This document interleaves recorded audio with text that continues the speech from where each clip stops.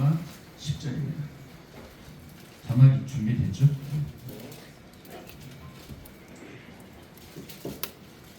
146편 1절과 10절 다 같이 한 목소리로 읽어보도록 하겠습니다. 시작. 할렐루야 내 영혼아 여호와를 찬양하라. 시온아 여호와 내 하나님은 영원히 대대에 통치하시리로다. 할렐루야. 아멘. 아멘.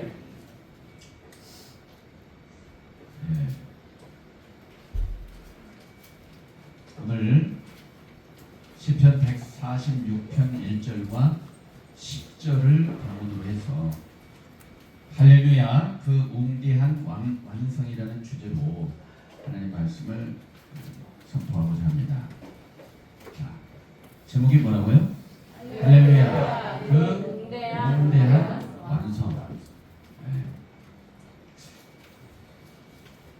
한 주간 잘 보내셨습니까?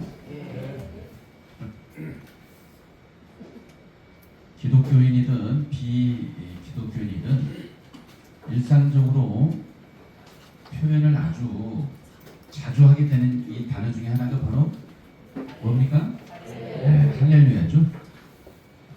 할렐루야가 그렇게 이렇게 잘 알고 있는데 할렐루야 그 웅대한 완성이라는 말이 왜 나올까? 이런 부분에 대해서 한번 생각해 볼 필요가 있는데요. 여러분들 할렐루야가 도대체 무슨 말이고 할렐루야가 도대체 성경에 어디에 등장하고 어디에서 시작해서 어디에서 마치는가? 결국 나 자신과는 어떠한 관계가 있는가? 이것을 제대로 알아볼 필요가 있습니다. 성경을 표면적으로만 보면 소가 겉핥기식이다 이런 말이 있는 것처럼 하나님의 깊고 깊은 뜻을 알 수가 없습니다. 이 시간 여러분들이 평소에 습관적으로 해왔던 할렐루야라는 표현, 그저 설교 때 할렐루야 외치면 자동 반사로 아멘하고 막 기도할 때 할렐루야 다양하게 쓰지 않습니까? 습관적으로 써야 안 써요? 씁니다.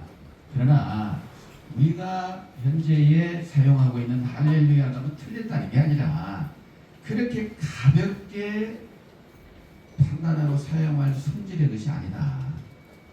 엄청나게 하나님의 깊고 깊은 뜻이 이 속에 담겨져 있다는 것을 여러분들이 좀 성경적으로 잘 느끼셨으면 좋겠습니다. 네. 자, 그러면 본문의 말씀을 들여다보시는 것처럼 할렐루야 내 영혼아 여호와를 찬양하라. 시온아 여호와 네 하나님은 영원히 대대에 통치하시리로다. 할렐루야라고 하고 있죠. 본문의 말씀 보면 하나님은 과연 언제 어디서 누구를 통해서 통치하시겠다는 것인가? 이 지구촌은 지금 누가 통치하시는 건가? 한번 생각해 보실 필요가 있어요. 사실상 하나님께서 통치를 하고 계신다면은 시편에 이와 같이 하나님께서 대대에 통치하시리로다 라는 말이 성립할 필요가 없겠죠. 쓰여질 필요가 없는 거예요. 아직 하나님께서 통치를 안 하시고 계시거나 못 하시고 계시기 때문에 통치하시겠다라고 시편 기자를 통해서 기록을 하게 하신 것이고, 그렇다면 그 통치하신다는 그 때가 언제냐, 어디서 어떻게 누구를 통해서 통치하시는 것인가, 이런 것을 우리가 알아야 장성한 신앙인이 되지 않을까라고 생각을 합니다. 네. 그거 알아서 뭐해?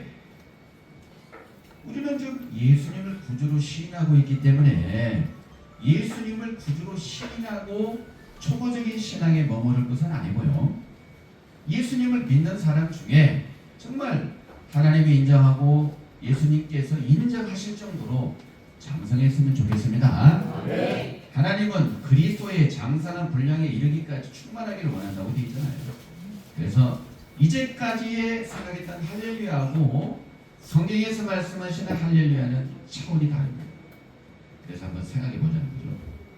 자, 그러면 성경에 과연 할렐루야가 어디에 나오는 것인가?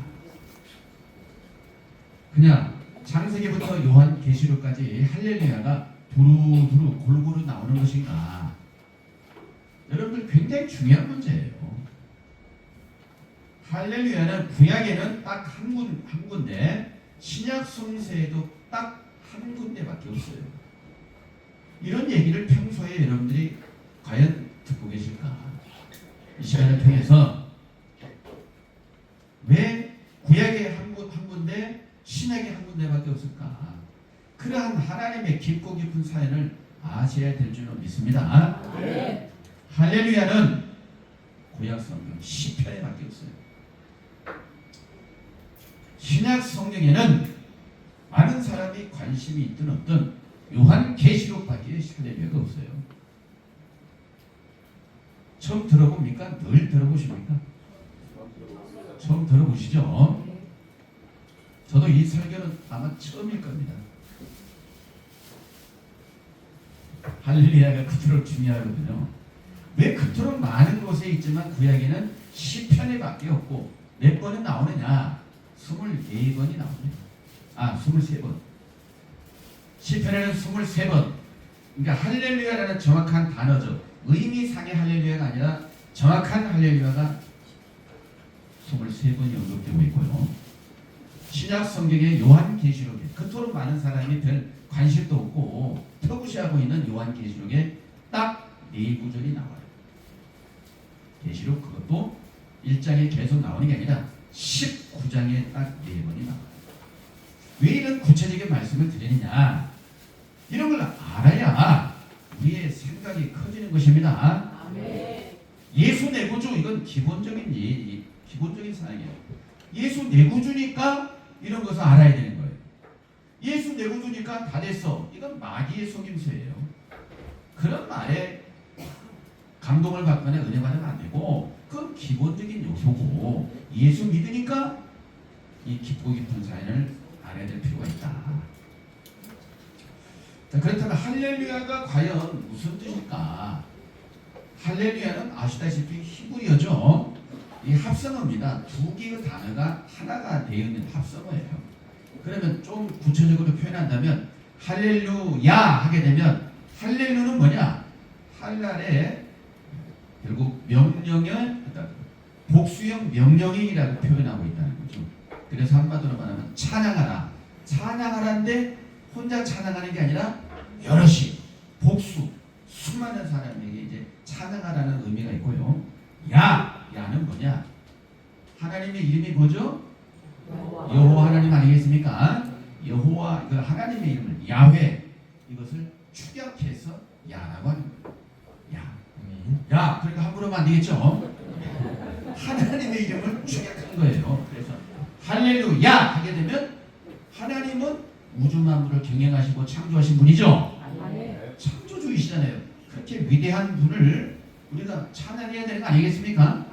그 많은 사람은 지금 지구촌에 80억이 육박하다 하는 지구촌에 많은 사람이 하나님을 믿노라 하는 분이 보통 기도 그리스도인 하게 되면 20억이 넘는다 이런 말도 하죠. 나머지 한 60억의 인구는 하나님을 별로 인정하지 않는다는 뜻이에요. 그러나 믿든 안 믿든 우주 만물 지구촌을 창조하시고 경영하시는 분은 창조주 하나님이실 줄 믿습니다. 일단 할렐루야 하는 자체는 내 속에서 어떤 신앙 고백도 될 수 있다는 거죠. 주의사항을 말씀드릴까요? 우리가 기도 시작할 때 할렐루야 우리 아버지 하나님 이렇게 말하는 자체가 모순이에요. 무슨 기도할 때 할렐루야는 왜 나와요 거기서? 할렐루야는 사람들에게 명령하는 거죠. 할렐루야 이 말은 뭐예요? 하나님을 뭐하라? 찬양하라. 우주 만물을 경영하시고 창조하신 창조주 하나님을 뭐하라고요? 찬양하라라고 명령하는 거라고. 명령. 근데 기도할 때 할렐루야 사랑의 아버지 하나님 이 자체는 모순이라는 얘기죠. 무슨 말인지 아시겠죠? 네. 그런 것도 가려서 할 필요가 있어요. 이걸 따지는 스타일도 있고 안 따지는 스타일도 있지만 저는 정확한 것을 원하는 차원에서 말씀드리는 거예요. 그래서 할렐루야는 결과적으로 간단히 말하면 하나님을 뭐하라? 찬양하라. 좀 더 수식어를 붙인다면 우주 만물을 주관하시고 인생들의 생사화복을 주관하시는 하나님을 뭐하라고요? 찬양하다. 좋은 말씀이죠? 함축이 있기 때문에. 그래서 뭐 한두 사람 모여서 찬양하는 게 아니라 진짜 하나님을 인정하는 무리들이 모여서 찬양하면 더 돋보일 거 아니겠습니까? 단 한 가지, 20억이 넘는 많은 사람이 신앙을 하고 있다고 손치더라도 하나님은 그렇게 아무나 알 수 있는 하나님이 아니십니다. 그 중에 진정 하나님께서 바라시고 원하시는 것은 하나님을 믿는다, 예수님을 믿는다, 성령님을 의지한다, 이런 차원에 머무를 수준도 있고요. 예수님은 우리에게 정확하게 말씀하시기를 참 하나님을 알아야 됨을 강조하고 있는 거예요. 무슨 하나님이요? 참 하나님. 요한복음 17장 3절, 그거 제 말씀이 아니에요. 예수님이 직접 하신 말씀이에요. 영생은 유일하신 참 하나님과 그의 보내신 자 예수 그리스도를 뭐한다? 아는 것이다. 영생의 복을 얻기 위해서는 두 가지를 아셔야 돼요. 무슨 하나님? 참 하나님. 또 하나는 예수님인데 그분이 보내신 예수님이라 돼요. 예수라고 해서 다 같은 예수가 아니에요. 다른 예수도 있는 것입니다. 한마디로 유사품 예수도 많아요. 그런 예수는 하나님이 보내신 분이 아니에요. 가짜 하나님을 사칭하는 사단 마귀가 보낸 가짜 예수가 되는 거예요. 이해되십니까? 우리는 생각을 높여야 돼요. 수준을 높여야 돼요. 그냥 하나님 믿고 있다고 다 하나님이 아니고 그 중에 참 하나님이 계심을 깨달으셔야 되겠죠. 그래서 참 하나님과 그의 보내신 예수 그리스도를 믿는 게 아니라 뭐라고 했어요?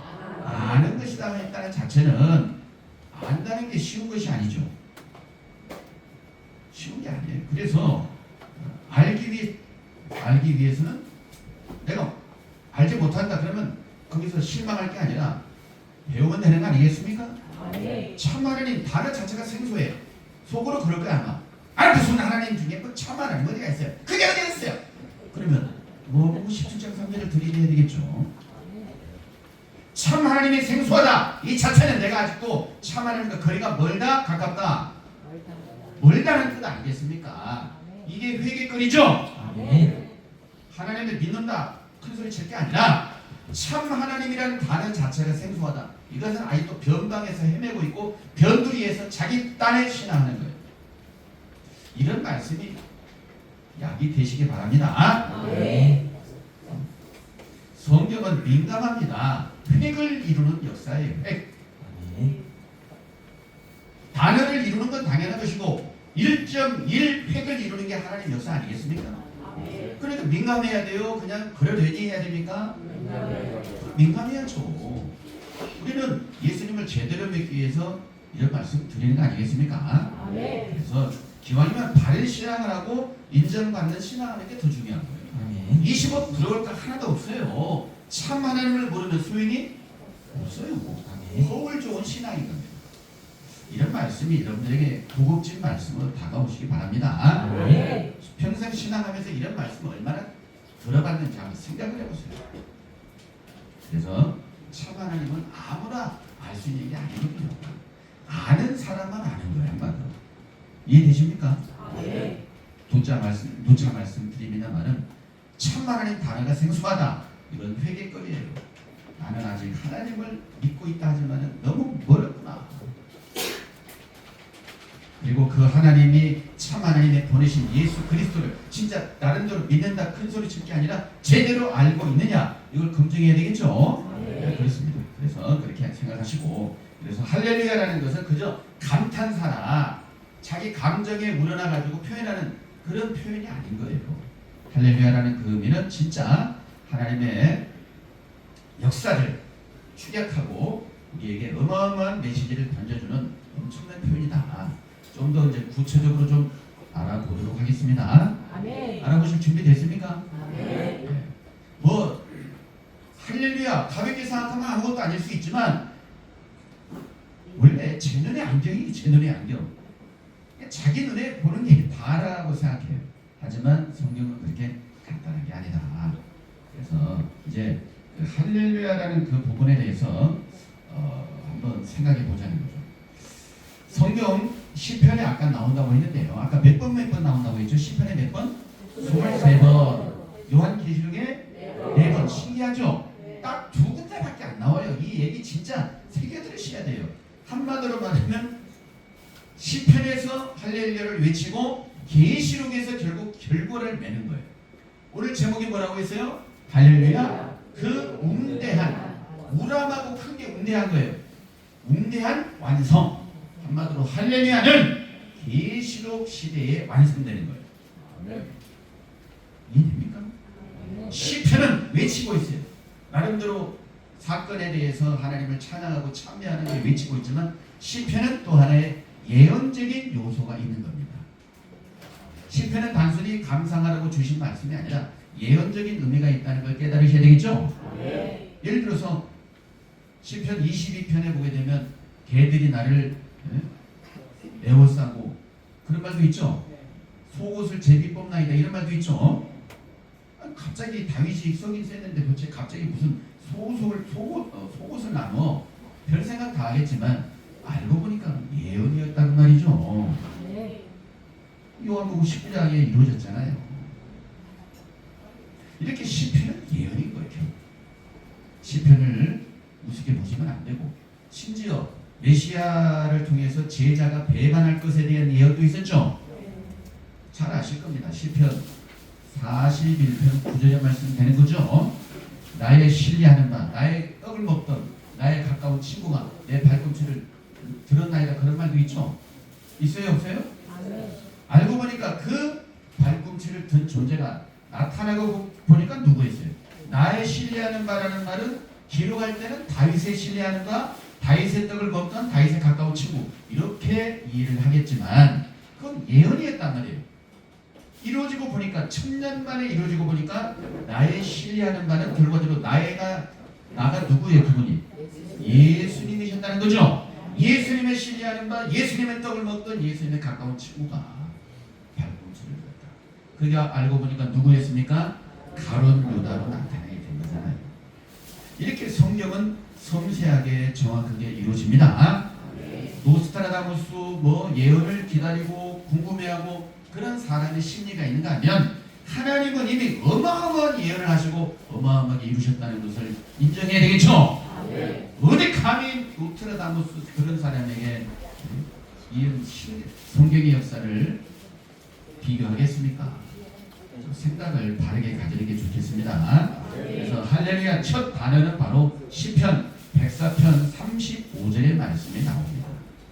어떤 배경에서 첫 할렐루야가 나왔을까? 라고 생각해 보면 한번 읽어보실까요? 다 같이 시편 104편 35절 죄인을 시작 죄인을 땅에서 소멸하시며 악인을 다시 잊지 못하게 하실지로다. 내 영혼아 여호와를 송축하라. 할렐루야. 네.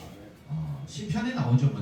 맨 처음에 할렐루야 나올 상황이 어디에 나올까라고 구약을 생각해 보면 마치 모세를 통해서 홍해를 가르고 나올 때 얼마나 대단한 역사입니까?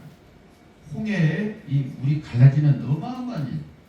그래서 홍해를 가르고 출애굽한 그 사람들에게 할렐루야라고 해야 되지 않을까? 혹은 다윗이 물맷돌 가지고 골리앗을 싸워 이겼지 않습니까? 그것도 역시 할렐루야 거리가 되는데 그게 나오지 않고 시편 104편 35절에 죄인을 땅에서 소멸하시며 악인을 다시 잊지 못하게 하실지로다. 내 영혼아 여호와를 송축하라. 할렐루야 그랬죠? 이게 첫 번째 나온 할렐루야. 한마디로 진짜 할렐루야가 이루어지게 되면 죄인을 땅에서 소멸한다고 되어 있죠. 땅에서 소멸되는 이 자체는 죄인의 신분입니까? 의인의 신분입니까? 죄인의 신분이에요. 또 악인을 다시 잊지 못하게 하실지로다. 그러니까 이 하나님께서는 결국 땅에서 죄인들을 소멸하게 되는 것이고 악인을 더 이상 다시 잊지 못하게 한 다음에 사실상 할렐루야라고 말할 수 있는 시점입니다. 우리가 한번 냉철하게 볼 필요가 있습니다. 사람은 태어나고 피고 지고를 거듭하고 있어요. 생로병사에 대한 문제를 해결했다고 보십니까? 아직 못하고 있다고 보십니까? 예수 믿었으니까 해결한 거 아니겠어요? 그게 유치원이라는 얘기다 한마디로. 뻔히 죽음을 겪고 있는 지구촌에 뭐 생로병사를 해결했다고 이 자체는 모순이죠. 여러분들 우리가 정확하게 좀 믿으셔야 되겠죠? 저 불신자나 타 종교인은 예수님을 많이 믿었기 때문에 때가 되면 시들어 버린다라고 이해는 하겠어요. 그 예수님 믿는 사람들은 왜 시들까? 그 사람이 죽는 이유는 결과적으로 무엇 때문에 죽어요? 죄 때문에 아닙니까? 욕심이 잉태한 즉 죄를 낳고 죄가 장성한 즉 사망을 갖는다고 되어 있죠. 그러면 타종교나 불신자는 어차피 예수 그리스도의 구속의 역사를 믿지 않으니까 죄의 사함이 없는 건 사실이죠. 그 예수 믿는 사람들은 죄의 사함을 받았다고 말해요? 안 받았다고 말해요? 받았다고 말하죠. 사실을 사실대로 얘기하세요. 받았다고 말하는 거 아니겠습니까? 그러면 죄에 대한 문제를 예수님의 십자가의 사랑으로 해결해 주셨다면은 적어도 예수 믿는 사람은 다음 단계가 좀 변화가 있어야 됩니까? 그대로 있어야 됩니까? 변화가 있어야 되는 거 아닙니까? 근데 변화가 있어요, 없어요? 왜 그럴까? 변화가 없는 거죠. 분명히 똑같지 않습니까? 똑같아요. 왜 변화가 없을까? 어차피 예수 안 믿는 사람은 그렇다 치고 예수 믿어도 뭔가 변화가 있어야 되는데 아무런 변화가 없어요. 그저 똑같아요. 그러면서도 나는 예수 믿었으니까 예수님 믿는 가치는 대단한 게 맞아요. 그렇죠? 문제는 그렇게 우리가 초보적으로 예수를 믿지 말자 이 말이에요. 의문점을 갖는 것은 잘못된 게 아니고 마음속에서 영이 탄식하는 거예요. 겉으로는 표현은 안 하지만 속에서 의문점이 왠지 생겨요, 안 생겨요? 생긴다는 것은 내 속에 영이 지금 탄식하고 있고 그 문제가 해결되어야 활력이 넘치는 거죠. 뭔가 답답하다는 것은 물이 필요라는 것이고 그 문제를 여러분들도 고민 좀 하셔야 돼요. 예수님께서 인류의 죄를 담당해 주시기 위해서 우리를 위해서 십자가에 못 박혀 돌아가신 것입니다. 분명히 죄인을 땅에서 소멸하시며 악인을 다시 잊지 못하게 하실지로다. 하나님은 사실상 죄에 대한 문제를 해결하기 위해서 끊임없이 역사하신 겁니다. 아담 범죄 이후로 노아 때라든지 아브라함, 이삭, 야곱, 요셉 사사시대, 선지시대, 그러니까 모세 이후로 사사시대, 선지시대를 거쳐서 메시아를 예언한 거 아니겠습니까? 숱한 세월을 지켜보신 하나님, 이 범죄한 이 지구촌의 세계, 죄의 늪에 빠져버린 인류 세계를 버리지 아니하시고 살려내시기 위해서 하나님 역사하신 줄로 믿습니다. 끊임없이 역사하셨어요. 결국 하나님의 아들 메시아를 보내가지고 죄에 대한 문제를 해결해 주실 것에 대한 예언을 선지서를 통해서 예언하신 거예요. 예수님이 무슨 죄가 있습니까? 여러분들 우리가 생각할 때 아담이 범죄한 것하고 우리가 무슨 관계가 있어? 이런 생각을 은근히 할 수도 있을 거예요. 아이 그놈 아담 나하고 무슨 상관이 있지? 속으로 모를 때는 그럴 수가 있어요. 하지만 성경이 답 주시기를 로마서 5장 12절에 이러므로 한 사람이 범죄함으로 해서 죄가 세상에 들어왔고 그 죄로 말미암아 사망이 왔다고 되어 있죠. 이러므로 모든 사람이 죄를 지었으므로 모든 사람에게 사망이 이르렀다라고 되어 있어요. 그러니까 아담의 범죄와 사실은 그 모든 죄가 유전되고 있음을 깨달으셔야 되겠죠. 그래서 죄에 대한 문제가 해결되는 것이 하나님께서 원하시고 바라시는 뜻인데 의인은 없나니 하나도 없다는 거죠. 죄다 죄인이에요. 그러면 죄인이 죄인을 위해서 뭐 할 수 있는 것은 없더라. 어떤 사람이라의 죄를 담당해 줄 수가 있어요? 의인이죠. 의인. 그래서 구약의 예언은 결과적으로 의인 한 분을 예언하신 거예요. 의인 한 분. 의인이라야 죄가 없는 분이라야 죄에 대한 문제를 해결해 주실 수 있는 거예요. 그럼 이 지구촌의 모든 사람은 다 죄인인 줄로 믿습니다. 그러면 예수님은 어떤 특별한 경우가 있느냐? 예수님은 사실상 사람의 범죄한 우리는 어차피 죄가 유전되는 거 유전. 우리가 보통 부모님들의 그 어떤 그 특이상 얼굴이나 형상도 유전되지만은 보통 보면 병도 유전돼야 안 돼요. 보통 유전 바로 되기도 하고 한 번 더 뛰어서 되기도 유전되는 거거든요. 근데 그것뿐만 아니라 뭐도 유전된다고요? 죄도 유전된다. 그래서 죄에 대한 문제를 해결해 줄 수 있는 건 아무도 없어요. 사람이 유전자로 태어난 모든 사람은 다 죄인입니다. 그래서 죄에 대한 문제가 해결 안 됐기 때문에 사망의 늪을 건너지 못하고 결국 지는 겁니다. 그러한 문제를 해결하기 위해서 사랑의 하나님께서 독생 성자 예수 그리스도를 이 땅에 보내신 것입니다. 예수님께서 이 땅에 오셔서 하신 일은 인류의 모든 죄악을 대신 담당해 주신 거예요. 우리가 죄로 인해서 죽어야 될 그 죄값을 누가 치러주셨다고요? 예수 그리스도께서 치러주신 거예요. 이것이 복음인 것입니다. 죄로 인해서 죽고 지옥 가야 될 인생이 안 갈 수도 있다는 그 자체가 복음 아니겠어요? 이게 기초적인 복음이에요. 자, 그러면 좀 성경을 이해를 돕기 위해서 로마서 5장 자막이 있으니까 한번 읽어보겠습니다. 로마서 5장 12절. 다 같이 시작.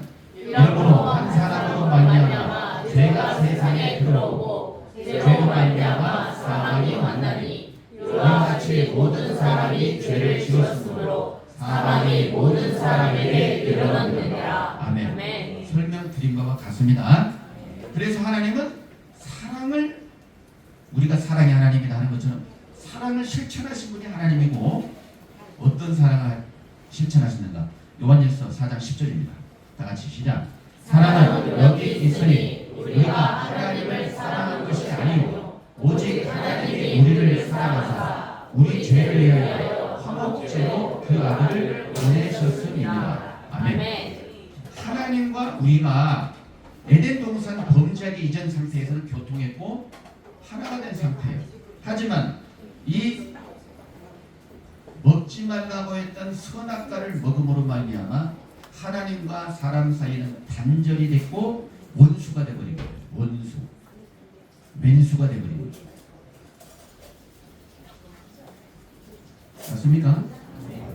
원수 되었던 우리 하나님과 사람과의 관계를 허물어뜨리기 위해서 예수님께서 십자가를 지신 것입니다. 어차피 하나님과 사람이 연결되어 있지 않으면요 생명의 본체는 하나님이시기 때문에 하나님이 안 계신 인류 세계는 다 죽음으로 가는 거예요. 다 사망 가운데 죄값을 치를 수밖에 없어요. 이걸 깨달으셔야 되겠죠? 예수님이 왜 구세주냐는 말이에요. 왜? 사람의 죄를 대신 짊어주신 거예요. 십자가의 모진 형벌을 지심으로 우리의 모든 죄악을 대신 담당해 주신 거죠. 우리는 그 예수님의 십자가의 공로와 사랑을 힘입어서 원수 되었던 하나님과의 관계에서 다시금 원수가 아니라 하나 되는 역사가 있는 거죠. 그래야 생명체인 하나님과 사람이 하나 됨으로 해서 사망의 늪을 비로소 뭐 할 수가 있다고요? 건너갈 수가 있어요. 이게 건너가는 거예요. 네? 건너가는 거예요. 근데 잘 한번 보세요. 이게 당연한 기독교의 기본적인 복음인데 우리가 예수님을 믿는다 하면서 정작 사망의 늪을 건너가고 있어요? 못 건너가고 있어요? 솔직히 말해서 굉장히 중요한 문제입니다. 오직 사망의 늪을 건너가신 분은 예수님이셨습니다. 십자가를 지시고 장사된 지 사흘 만에 부활하셨습니다. 부활하신 예수님을 우리가 구주로 믿고 있는 것이죠. 그분이 진짜 예수님이고 문제는 뭐냐? 그분을 부활하신 예수님을 믿는다 하면서 우리는 왜 사망의 늪을 건너가지 못하는 것인가에 대한 의문점이 해결이 돼야 됩니까? 안 돼야 됩니까? 해결이 돼야 돼. 그게 하나님께서 결국 죄인을 땅에서 소멸하신다. 죄가 없는 세상을 만들고자 해서 하나님은 하나님의 아들을 희생시키면서까지 역사를 하셨다는 걸 깨달으시겠죠? 만약에 여러분들의 자식을 제물로 드렸다는 걸 생각해 보세요. 그 찢어지는 그 고통을 누가 감내하겠어요? 손가락에 무슨 가시가 나면 껴도 아파 죽겠다고 난리 칠 것인데 혈육에 누가 대신 죽었다고 생각해 보세요.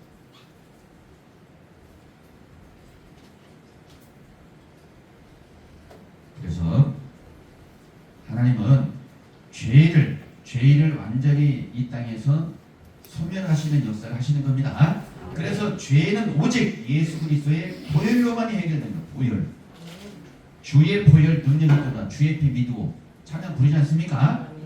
근데 우리는 그 찬송도 부르고 주의 보혈 엄청나게 불러도 달라진 것은 없더라. 왜 그럴까? 큰빛교회 계속 나오시면 해결되는 것입니다. 왜 그런지. 할렐루야. 아멘. 이런 말씀을 한꺼번에 드리면 꽤 오해를 하니까. 초등학교 수준의 사람들이 사용하는 언어하고 저 대학원에 사용하는 언어가 같겠어요? 다르겠어요? 다른 겁니다. 그래서 함부로 말하지 못하는 거예요. 자, 그래서 하나님은 죄를 해결하기 위해서 역사를 하시는 거죠. 아멘. 죄를 왜 해결해야 되느냐? 하나님과 사람이 뭐 하기 위해서? 하나 되기 위해서. 죄가 있어서는 절대 하나 될 수 없습니다. 그래서 우리는 예수 그리스도를 구주로 믿고 주님의 보혈로 죄 씻음을, 죄 사함을 받아야만이 되는 거죠. 그래야 다음 단계에 되는 거예요. 욕심이 잉태한 적 죄를 낳고 죄가 장성한 적 사망을 낳는다. 이런 문제도 해결되고 더 나아가서 하나님의 크신 역사도 해결됩니다. 그 다음에 악인을 다시 잊지 못하게 하신다. 악인을 끝내시고 외치는 게 바로 할렐루야다 이 말이에요. 아멘. 죄인을 소멸하고 악인을 더 이상 잊지 못하게 하는 그 역사가 있고 난 다음에 할렐루야. 아멘. 악인이 뭐냐면 악인.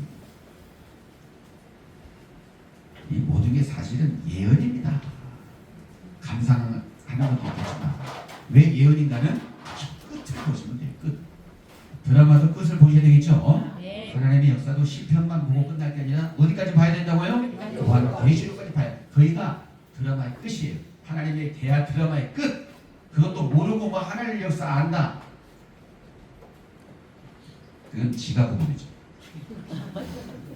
자기 멋대로 믿으면 안 되겠죠. 하나님의 역사를 자기 생각으로 재단하고 제한하고 이게 어마어마한 죄입니다.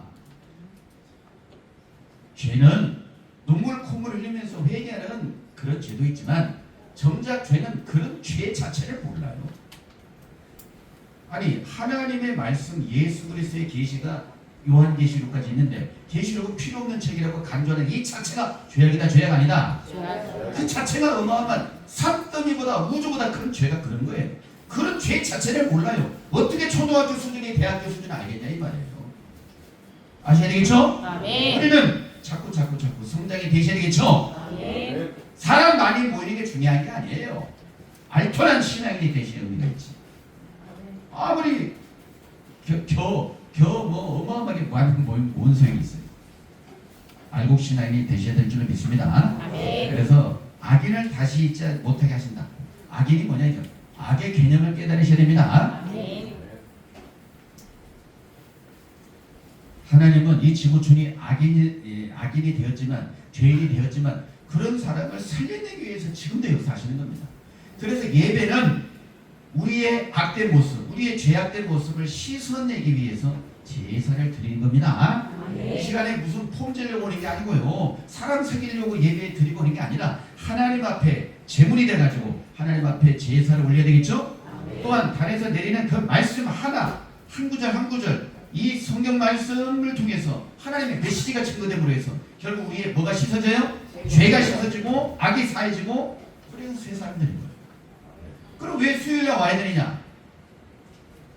사람이 살다 보면 별일이 다 있어요. 그래 수요일에 와서 씻어야 되는 것이고 주일도 와서 정비해야 되는 것이고 그래서 결국 하나님께서는 예수님을 통해서 그 문제를 해결해 주셨다는 것을 믿으시기 바랍니다. 아멘. 에베소서 2장 16절 또 실감나게 한번 읽어보시겠습니다. 시작. 또 십자가로 이 둘을 한 몸으로 하나님과 화목하게 하려 하십니다. 원수된 원수된 것을 무엇으로 소멸하시고 십자가로 소멸하신 것이죠. 하나님과 우리가 원수가 되어버렸어요. 원래는 친함이 있어야 되는데 왼수가 되어버렸다고요. 중간에 누가 깼습니까? 사단마귀가 깼죠. 사탄마귀가 하나님과의 사람과의 관계를 이간질 시켜버리게, 이간질. 그 이간질 시켜버리다 보니까 만날 수도 없고 서로 왼수가 되어버렸어요. 왼수. 그런데 우리는 예수 그리스도의 십자가를 통해서 막힌 담이 허물어졌으니까 나아갈 수 있는 거죠. 그럼 바로 나아가면 됩니까? 예수 믿습니다. 나가면 됩니까? 뭐가 있어야 됩니까? 하나님께로 나아가기 위해서는 뭐가 있어야 돼요? 우리에게. 제가 원하는 답이 아직 안 나왔습니다. 뭐가 있어야 돼요? 뭐가 있어야 돼요? 나에게 뭐가 있어야 돼요? 하나님께로 나아가기 위해서는 내가 뭘 가지고 있어야 돼? 내가 여러 가지 표현이 할 수 있게 제가 원하는 답을 빨리 내세요. 예수를 내 안에 모십니다. 예수님 내 안에 모신 건 당연한 거고, 저보다 예수님 모셨다고 하지 뭐 나 마귀 모셨어요 이런 사람 없거든요. 문제는 진짜 예수를 모셨다는 증거가 뭐냐 그래요. 증거가 예수님이 뭘 누가 피라고 했어요. 그렇죠. 예수님의 피입니다. 피. 예수님의 피, 예수님의 보혈을 가지고 내가 나아갈 수 있는 거예요. 그 보혈만이 죄에 대한 문제를 해결해 줄 수 있으니까. 이해되십니까?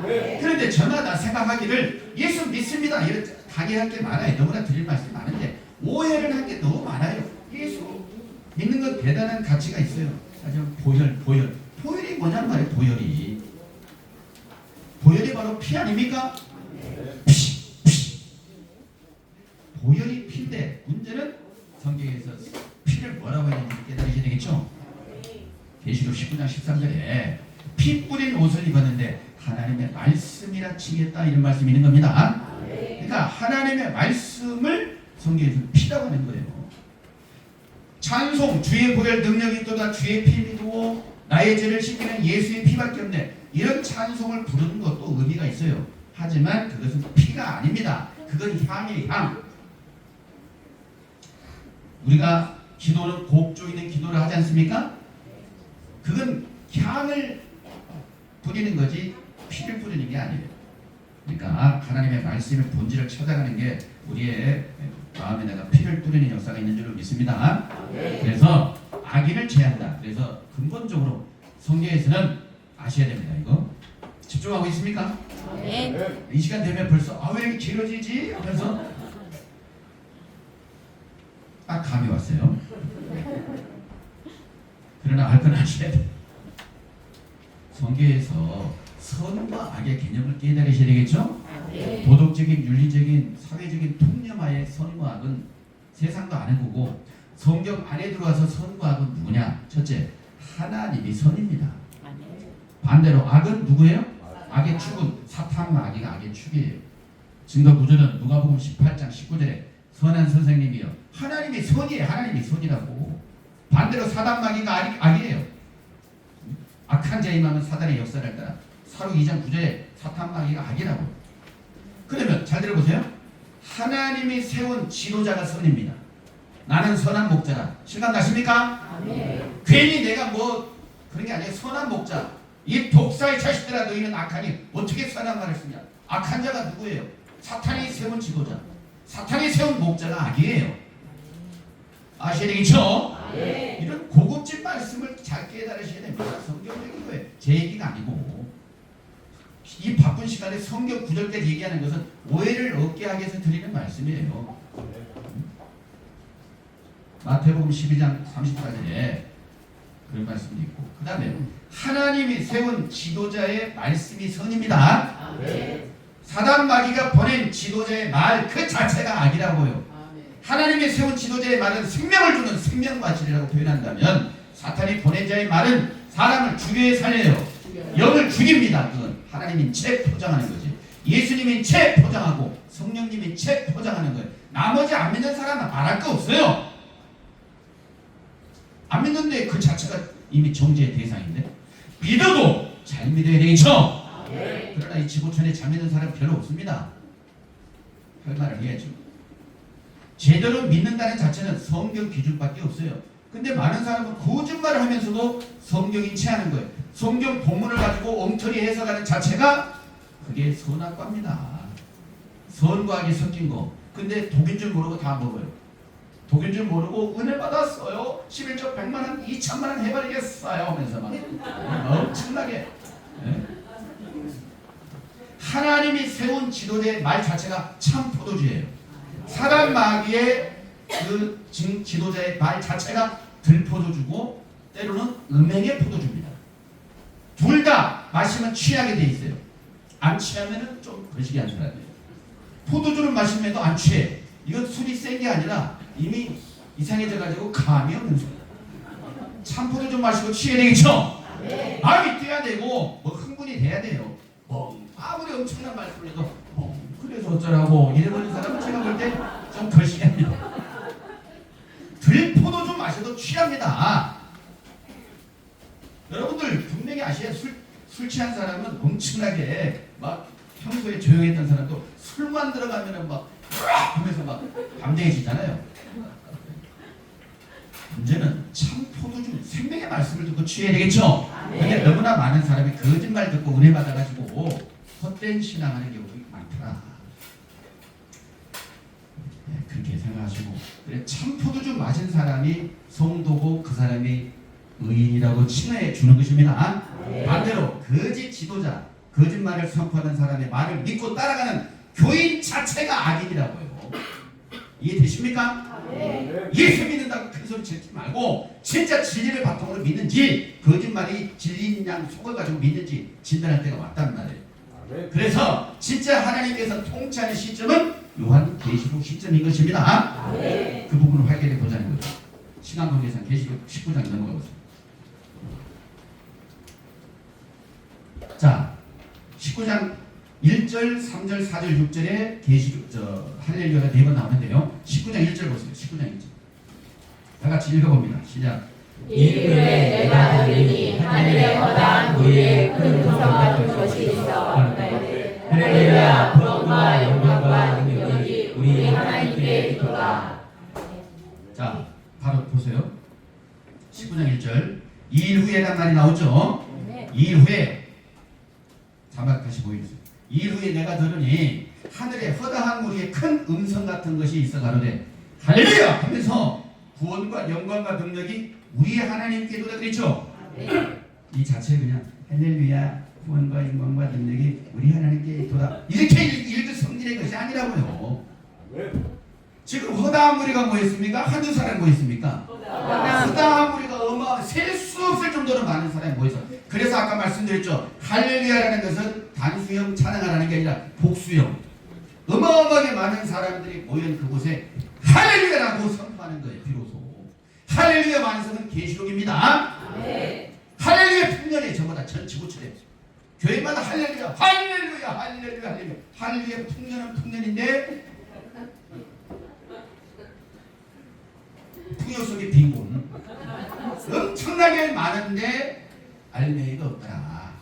계시록을 언급하지 않고 할렐루야를 찾는다는 것은 알맹이 없는 거예요. 한마디로 말해요. 아무 소용이 없는 거예요. 귀가 아프십니까? 아유 소리 높이지 말아야 되는데 제가 저는 하나님의 심정을 다루다 보니까 그런 거지 뭐 다른 건 없어요. 혹시 귀가 아프신 분은 솜을 만들어 솜으로 내가 어떻게 해드릴 수가 없네. 미안하긴 한데 그러나 여러분들 할렐루야가 계시록에 나옵니다. 그리고 아무 때는 이게 아니라 할렐루야 이 일 후에란 말이 나오죠. 이 일이 있고 난 다음에 할렐루야가 나오는 거예요. 그래서 진짜 할렐루야는 계시록 시대. 이 일은 바로 뭐냐? 성경 다음 보니까 이 일이란 계시록 18장이에요. 18장 자막 보여주세요. 2절에 보니까 힘센 음성으로 외쳐가로되 무너졌도다 무너졌도다 큰 성 바벨론이요. 바벨론이 나오죠. 귀신의 처소와 각종 더러운 영이 모이는 곳과 각종 더럽고 가증한 새가 모이는 곳이 되었도다. 바벨론이 바로 귀신의 처소라는 것이 드러나버리게 되는 거죠. 근데 3절 그 음행의 진노의 포도주를 인하여 만국이 뭐했으며 무너졌으며 또 땅의 왕들이 그러더불어 음행하였으며 땅의 상구들도 그 사체의 세력을 인하여 치부하였도다 하더라. 이 일이라는 건 바로 뭐냐? 18장에 있는 바로 무엇이 무너졌어요? 바벨론. 바벨론이 귀신의 처소죠. 그들은 선인들이 모인 곳이에요? 악인들이 모인 곳이에요? 사단마귀가 밀집되어 있고 사탄마귀가 세운 지도자들의 거짓말을 믿고 따르는 어마어마하게 많은 사람들이 모여있는 그곳이 바로 영적 바벨론이에요. 바벨론. 이 지구촌에 어마어마하게 많은 사람이 바벨론 속으로 있습니다. 그런데 문제는 그 바벨론산 포도주 때문에 만국이 어떻게 됐다고요? 무너졌다는 거예요. 2절에서는 바벨론이 무너졌고 3절에서는 뭐가 무너졌고 만국이 무너졌고 무엇 때문에? 음행의 진노의 포도주로. 그럼 뭐가 먼저 무너졌어요? 만국이 먼저 무너졌어요? 바벨론이 먼저 무너졌어요? 그렇게 대답할 줄 알았다니까. 바벨론이 먼저 무너졌는데 만국이 어떻게 무너지겠어요? 만국이 무너진 것입니다. 누구에 의해서? 바벨론에 의해서. 그 만국을 무너뜨린 바벨론을 하나님께서 무너뜨린다. 그 말이 지금. 아멘. 할렐루야. 아멘. 그래서 그들이 그렇게 어마어마하게 많은 그곳이 바로 귀신의 처소고 각종 더러운 영과 각종 더럽고 가증한 새에 모이는 곳이 된 그곳이라는 것을 알리고 있다 이 말이에요. 우리가 바벨론 속으로 아시겠죠? 근데 비밀이다 비밀 아니다. 바벨론은 비밀이 알 수가 없어요. 어린아이 신앙인들은 생각도 못하는 세계예요. 눈 감으면 아무것도 안 보여요. 눈 떠봐야 보이거든요. 성경 볼 수 있는 눈이 떠져야 바벨론이 보입니다. 그래서 바벨론 이 세계가 바로 악인의 세계입니다. 그래서 악인을 소멸하는 게 바로 계시록 18장이라고요.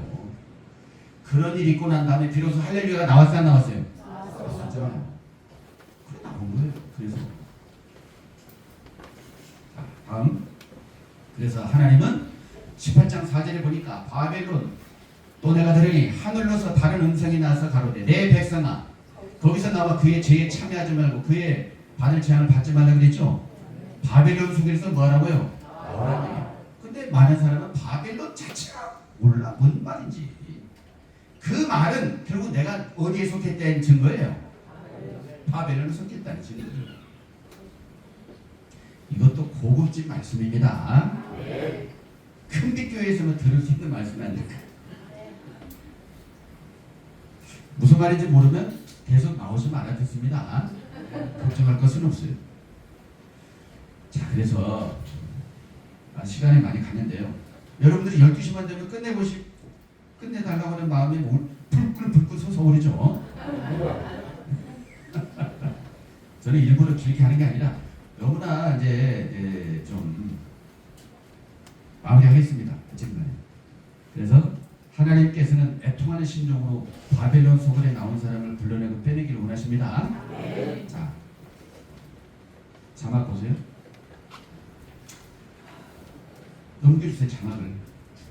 그 바벨론이 왜 위험하냐면 바벨론은 여호와의 수중에 온 세계를 취하는 금잔이라 열방이 그 포도주를 마시고 이날이 뭐 했다고요? 미쳤어. 이 지구촌에는 너무나 많은 사람이 바벨론 음행의 포도주 마시고 미쳐버린 거예요. 근데 자기가 미친 줄 알아요 몰라요? 미친 사람이 미친 걸 알아버리면 미친 게 아니에요. 미친 사람이 자기가 미친 걸 모르니까 미친 거거든요. 누구만이 아니냐? 바벨론 속에서 나온 사람만이 아닌 거. 자기 스스로 나와요? 불러내고 빼내줘야 살아요? 불러내고 빼내줘야. 그게 구원의 손길이에요. 그게 예수님의 손길인 것입니다. 그게 하나님의 손길인 거예요. 그래서 똑같은 말씀이에요. 바벨론 가운데서 도망하여 나와서 각기 생명을 구원하고 그의 죄악으로 인하여 끊침을 보지 말지어다 라고 되어 있죠. 똑같은 말이에요. 예레미야 이 말씀은 결과적 예언이고 계시록과 맞물려서 이루어지게 되는 것입니다. 자, 그래 다음 자막을 넘겨보세요. 그래서 두 번째 가로되 할렐루야 하더니 그 연기가 세세토록 올라가더라. 계속 나오죠? 19장 4절도 할렐루야가 나와요. 6절 보세요. 이제 클라이막스가 6절입니다. 다음 다 같이 읽어보죠. 계시록 19장 6절 이게 클라이막스예요. 시작. 또 내가 들으니 허다한 무리의 큰 성도 같고 많은 물소리도 같고 큰 대성도 같아서 가로되 할렐루야 주 우리 하나님 곧 전능하시니가 통치하시도다. 아까 시편 146편 거기에 통치한다는 말이 나왔어요 안 나왔어요? 그런데 시편은 그때 통치한다는 게 아니라 통치할 것에 대한 예언을 하신 것이고 오늘날 비로소 요한 계시록에 하나님께서 통치하는 시대가 도래하는 것입니다. 이런 걸 다 우리가 아셔야 돼요. 시편은 예언이었고 오늘날 계시록과 맞물려서 계시록도 예언이에요 사실은. 그런데 다행히도 요한계시록이 이 시대에 이루어진다면 우리가 그 새에 들어갈 수가 있는 거죠. 여러분 모두가 아까 계시록 19장 1절 허다한 무리의 큰 음성 같은 것이 있어가는데 할렐루야 하면서 구원과 영광과 능력이 우리 하나님께도다. 그런 세계에 눈을 뜨셔야 되죠. 그래야 그게 신앙을 잘하는 사람이에요. 이게 다 길입니다. 길. 하나님 나라 주님 나라 찾아가는 길이라고요. 맞습니까? 근데 그 길이 훤히 알 수가 있어요? 아무나 몰라요? 아무나 아는 게? 아니에요. 아무나 아는 게 아니죠. 그 길을 아는 사람만이 찾아오게 돼 있어요. 그걸 가지고 태초의 말씀이라고 하는 거죠. 여러분 모두가 다 이렇게 하나님께서 작정하시고 계획하시고 이루시는 이 웅대한 역사, 할렐루야, 그 웅대한 완성 실감 나십니까? 조금 나십니까? 설교 한 3-40분 해가지고 실감이 덜 나실 텐데 조금이라도 나셨으면 좋겠습니다. 제목이 뭐라고요? 할렐루야, 그 웅대한 완성. 오늘날 완성되는 시대죠. 그래서 하나님은 누가 뭐래도 이루셔요. 문제는 내가 그 속에 주인공이 되느냐, 변방에서 헤매느냐. 선택은 자유예요. 목적지 이제 거기는 달라질 것이고, 여러분 모두가 다 하나님의 크신 역사를 알고 모두가 하나님을 찬미하고 진정한 하나님께 영광 올려드리고 세세토록 복을 받는 여러분 되시기를 주님의 이름으로 축원드립니다.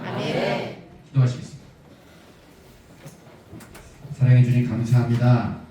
오늘 저희들 예수 그리스도의 십자가의 공로와 사랑을 힘입어서 하나님의 귀한 존전에 나와 신령과 진정으로 경배 올릴 수 있도록 인도하시오니 감사드리옵나이다. 할렐루야, 그 웅대한 완성이라고 말씀을 주셨사오니 할렐루야가 단순히 감탄사가 아니고 하나님의 크신 섭리가 담겨져 있는 보화 중의 보화인 줄 믿습니다. 오늘날 요한계시록 19장에 4번이나 등장하는 이 할렐루야가 우리가 고백할 수 있는 진정한 신앙 고백이 되게 하여 주시옵소서. 지구촌에 많은 사람이 할렐루야를 말한다 할지라도 계시록에 맞물려 있는 이 위대한 하나님의 역사를 알지 못한다면 무슨 소용이 있겠습니까? 이 할렐루야 그 웅대한 완성이 이루어지는 그 현장에 눈을 뜨게 하시고 들어가 영광을 올려드릴 수 있는 저희 모든 자가 되게 하여 주시옵소서. 감사드리옵고 거룩하신 예수님의 이름으로 기도드리옵나이다. 아멘.